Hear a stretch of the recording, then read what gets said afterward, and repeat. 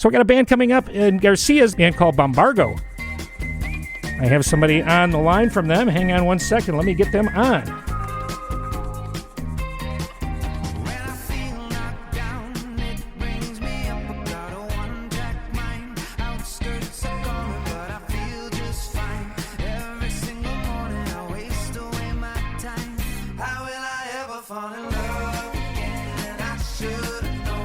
All right, you are listening to BOMBARGO. I have one of the members from BOMBARGO on the phone or on Zoom right now. I have Nathan Thoen on the phone.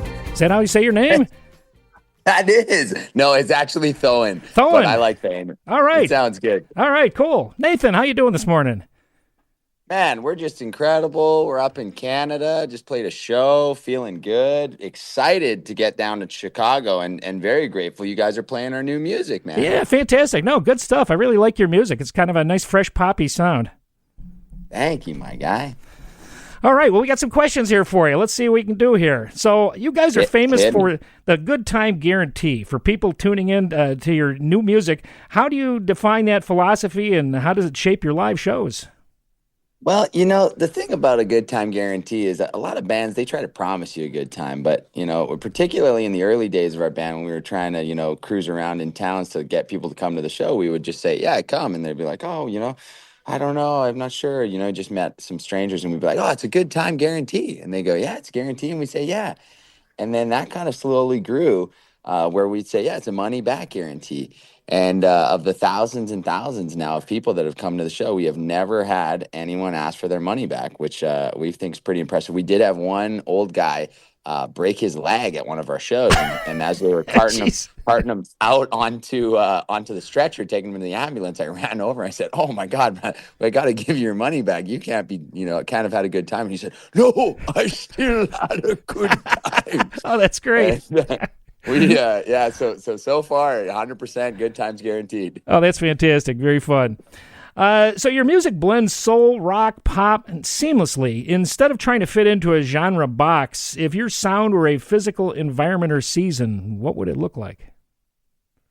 You know, this new record is definitely summertime, man. It's definitely got that, like, you know, just ocean, salty breeze feeling, just sitting on a beach with maybe a little spicy margarita in your hand and just enjoying the view. You know, that's I particularly the flavor of the new record. It's very summery feel, and love being by the beach. Very nice. Yeah, sounds of summer. So your music, videos, and stage presence are incredibly vibrant. What's your collective secret to maintaining that level of pure, genuine positivity when you're exhausted on a long tour?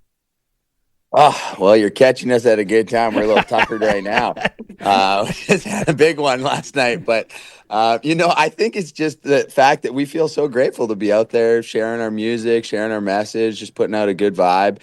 At the end of the day, I think nowadays more than ever, the news and our phones are trying to trick everyone into thinking that the world is a horrible place. And although it has its problems, I believe more than ever, we got to put that love out there and put those good vibrations. So that's why our new album is called Love in Spite of Everything. And I think to me, it's just, you know, it's our duty to put out those good vibes, because you can only, you know, fight the darkness with the light, and you got to let that love shine, baby. That's very positive. Yeah, that's fantastic. A lot of fans know you from your cameo in the blockbuster Bill and Ted Face the Music. If you could pick any other classic movie universe to suddenly drop BOMBARGO into for a musical cameo, what would it be? Ooh, that's tough. We are big Lord of the Rings fans, and so we just love to get in there. I mean, that would be incredible. You know, maybe we make like a new species in the Lord of the Rings thing. We're the good timers. And, you know, we're kind of like these like traveling gypsy musicians. That'd be fun to just get in there with Peter Jackson and hang with the guys. You know, honestly, anything. We'd be pretty happy to be in any movie. I'm trying to think of old movie franchises. You know, if they ripped up Ghostbuster again and you had Bill Murray in there. Yeah. Or the Big Lebowski 2. We would love to be in the Big Lebowski 2. Nice. There you go. That's the perfect fit. The dude abides again. Nice. Now, your single Oxygen was a massive breakout hit that put you on the map. Looking back on that track, did you know while writing it that it was going to capture something so special, or did its success catch you by surprise? It was a little bit of both. I remember first hearing the song when we were writing it, and Matt and Spencer had been working on it, and they sang it to me, the initial chorus, and I was like, "Oh man, there's something here. I really like it." And then we started writing it together and finishing it off, and we had Rootin' Tootin' Connor Newton lay one hell of a sax solo on it, and it was just a really great vibe in the studio. And yeah, I think we all kind of felt that we had something, but we'd felt that before, and so it was really cool to see that song kind of get on the radio and start crushing. That was the first time we ever had that happen, so it was a pretty surreal experience to watch it all go down. Nice. Now, do you guys record together live in the studio as a band? We do actually. This whole record, I'm sitting with the band right now, and Sammy Lee Fokerson, our bass player in our band, who's also a great guitar player, was the producer of our album. So we went into his studio, and yeah, we laid down the whole record, top to bottom, very hands-on. Sammy mixed the whole thing. We were in there. Yeah, really, a lot of blood, sweat, and tears poured into it. So it was definitely felt like the most hands-on recording process that we've ever had as a band. Being face to face like that, do you think you get a more realistic or energized vibe from each other? I think so, man. I think music is energy, and so when we're having fun and having a good time, I think that comes across on the tracks. And yeah, I think we really tried our hardest to capture that spirit. We're definitely a live band. We tour a lot, we play a lot of shows, and so we always try to get that same energy when we're recording. And I feel like this new record, we've got the closest to that. So really excited to, yeah, have these songs being spun on the waves of radio, my man. Nice, nice. Now, when you look back at your early days playing in Saskatchewan, and compared to performing on a main stage for tens of thousands of people, what's the biggest thing that's evolved about your songwriting process? It's a good question. I think if anything, we're trying to not have that process evolve too much. I think we're trying to tap back into those initial excitements that we had when we were just starting the band, and we were writing the songs for us. We were kind of following our instincts. We weren't thinking about, oh, this one will get on the radio, this one will get on. We were just like, let's write the songs that we love. Yeah. And so I'd say on our journey of songwriting and this album, this being our third full album, I think there's been kind of a coming home of that, where it's like, let's just write the songs that we love the most, not think of anything else, and hopefully other people like them too. And so far that's kind of been the case. The songs have been growing faster than we've ever had anything grow, and it's been really kind of special to watch it all happen. Oh, very cool. If you were to pick one song from your catalog to serve as the official morning alarm clock for the entire world, which one are we waking up to? Oof. Official.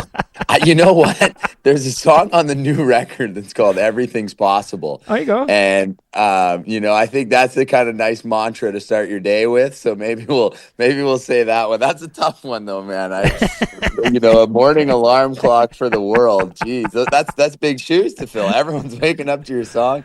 Yeah, they might. Yeah, exactly. With alarms too. Eventually, you start to hate that song because it's so. So maybe we'll pick a deep cut that's just kind of in the back burner. We'll put "Feeling Faded" out there. It'd be like Groundhog Day or something. It keeps coming back exactly. around. Yeah, coming back around. There we go. What's the most unexpected or wildest thing that's happened to the band on the tour so far?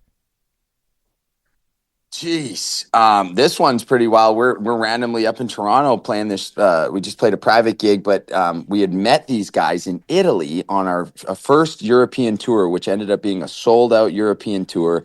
And then while we were in Switzerland, we looked up and saw that we were 3 hours from Milan. Oh, wow. We threw a Hail Mary text to a friend of ours that was working for the CBC Olympics, and he ended up setting us up a show with the Rolling Stone, Air Canada, and we were performing in like downtown Milan, completely unplanned, which then led to meeting these other guys who flew us back to perform for the final hockey game, and so we met these guys here, and that's led to this. So it's been a snowball of crazy ones, to be honest. It's hard to put them all in, but it's this last year has been a wild ride.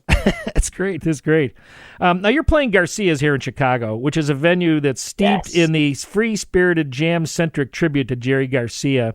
How does playing an intimate, high-vibe room like that change your interaction with the crowd compared to a massive festival stage? You know what? The intimate rooms like Garcia's, which we're very excited to play, I've heard nothing but amazing things. And every person, Yeah. we always kind of do a little test whenever we meet someone from that town and ask the venue that we're playing. And whenever we brought up Garcia's to the Chicago folks, they're just like, "Oh, you're gonna love, like, it's amazing. It's We got to yeah. come." Yeah, it's a nice So room. I think we're just pumped to be a part of it, and those intimate ones, they just feel extra special. I think now, and we are kind of playing some bigger rooms here and there, and some definitely bigger festivals. So when you get those chances to play those smaller rooms, I think it just kind of reminds you of the good days when you're just starting, trying to get a couple people out to the shows. So I think it's gonna be a magical one, and it looks like tickets are selling really well for Garcia. So we're excited to have a banger there. Have you guys played Lollapalooza before?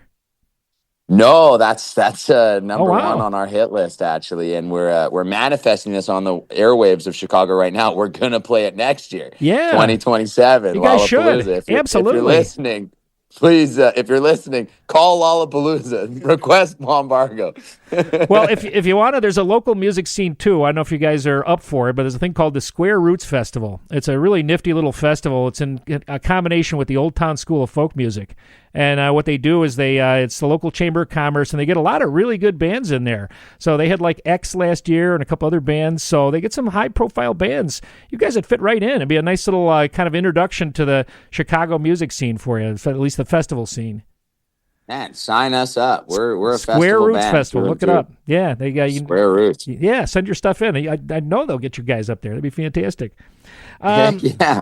So Chicago has a legendary music history, especially rooted in blues and soul. Are there any local artists or sounds from Chicago that have influenced the band's groove? Neil Francis is a Chicago guy and a good friend. We met him in Denver. Oh, yeah. And he's the real deal, man. I love his music. I think he's just awesome. I also got to throw a special shout out to Joe, who I know grew up in Chicago. And when I'm back in Chicago, I feel it.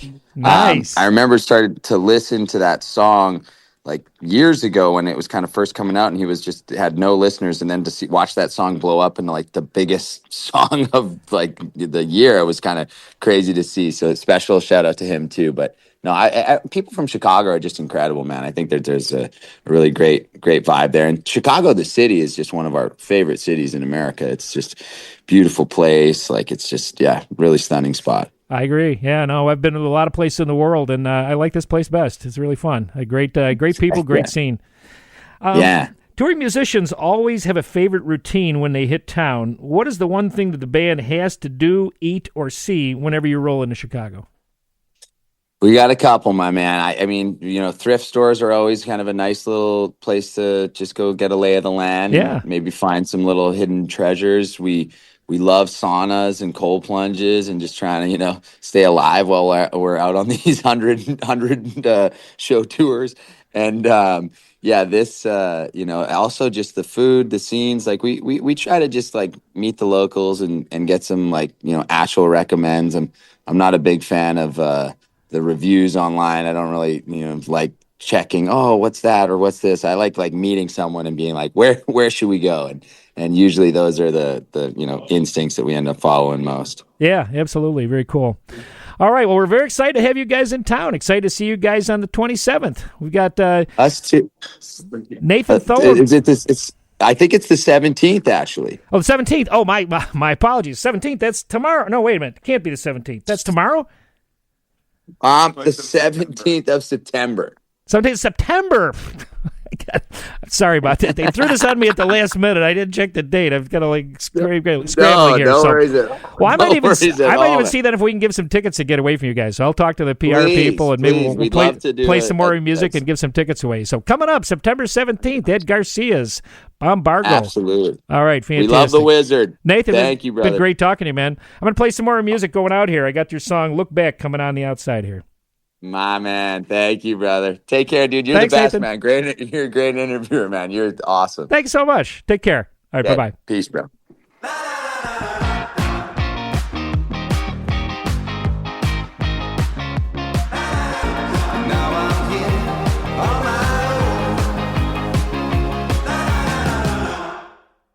Hey, Hey, that's the band BOMBARGO. They are going to be at Garcia's in Chicago here on September 17th. So if you want to get tickets, I'm going to see if we can give some away, but go check them out. A really nice band, BOMBARGO.